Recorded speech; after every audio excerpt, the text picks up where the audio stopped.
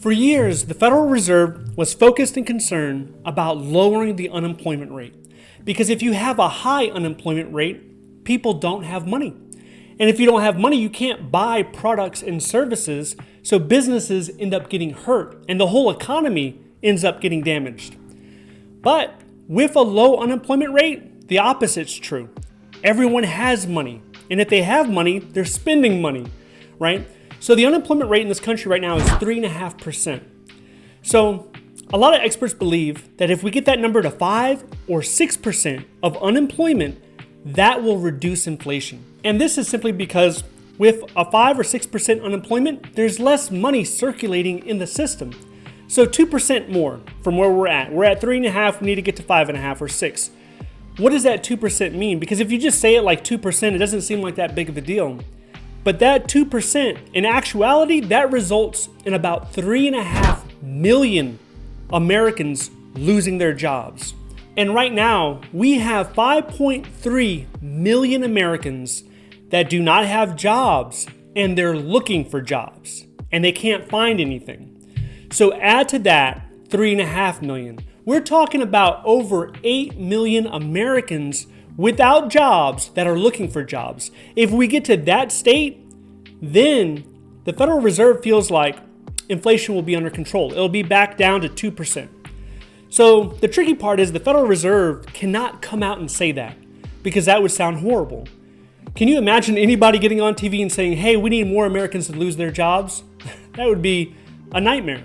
But that's what it wants, and that's what it's doing as it increases interest rates. Every month you might hear it goes up 0.5% or a quarter of a base point. It's increasing. And when you increase those interest rates, the businesses that currently exist out there, they're not able to grow. They're not able to expand. They're not able to hire new employees because money becomes more expensive. So all over this country, small, medium, and large businesses are not choosing to grow in the year 2023. This year, they're making the choice because a lot of them, for them to grow, they have to assume debt. But the rising interest rates, it hurts more than just companies or jobs. It's hurting everybody. Everyone's feeling it in their pocket. When it comes to mortgages, when it comes to getting something as simple as a car loan, it's impacting you. It also impacts the growth stocks, right? Because Wall Street, with the stock market, it's forward looking. So forward looking, as you're anticipating more and more interest rate increases, which stifles growth for the companies, it's not looking good for anything. If you logged in and checked your 401k or your stock account, Robinhood, whatever you have, your TSP, you probably saw a negative number for last year. Now, it could be the same for this year, but supposedly the pain is worth it because we do not want runaway inflation. The Fed doesn't want it. Most people do not want that. There are countries out there that are clear examples of what happens when inflation gets too hot, when it just runs away. And we're looking at countries like Zimbabwe in Africa, or look at Argentina, Venezuela with hyperinflation. There's a story in Venezuela where people, when they go and get a haircut, right? You probably go and get a haircut from time to time.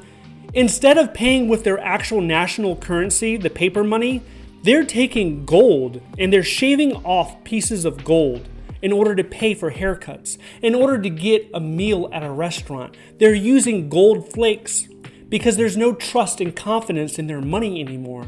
They have $1 trillion bills that can't even buy a sandwich. So what the Fed wants is layoffs. How long will this continue? It could be months, it could be years. Even with the layoffs, the Fed still believes it could take multiple years to get to that target 2%, which leaves a lot of people wondering, should the target be 2%? Maybe it should be 3%. But if you raise the number from 2 to 3, it's going to make people panic. So with the panic and the fear and the thoughts of the upcoming major recession this year or next year, the markets are still suppressed. If you look at it, we're down 30%, 35% from the major indexes. They're all down. And a lot of people, when they see all that red and all those losses, they do the counterintuitive thing. They do something that they probably shouldn't do, and they click the sell button. They sell their assets at a low, locking in their losses and they sit on the sidelines because for some reason they think they can time the next bull run. They think they can time the bottom of the recession and then they're going to buy in. Well, the problem with that is that time never comes. Let's say the stock market continues to go down for the next 2 or 3 months and then all of a sudden it goes up for a week or two.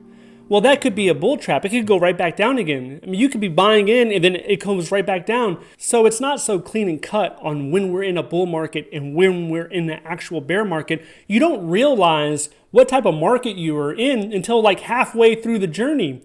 And by then you're already missing out on a tremendous amount of gains. So let's say you're already invested and you're seeing all your investments go down. This is a good time. 2023 is a great time to just dollar cost average and buy a little bit every month.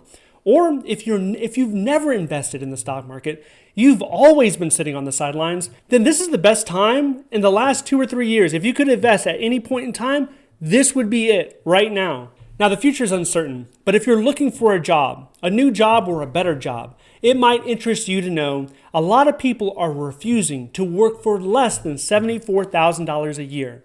And if you want to know why that is, I want you to watch this video next. If you would like to see more videos like this, please click like and subscribe. Thank you so much for watching, and I'll see you in the next one.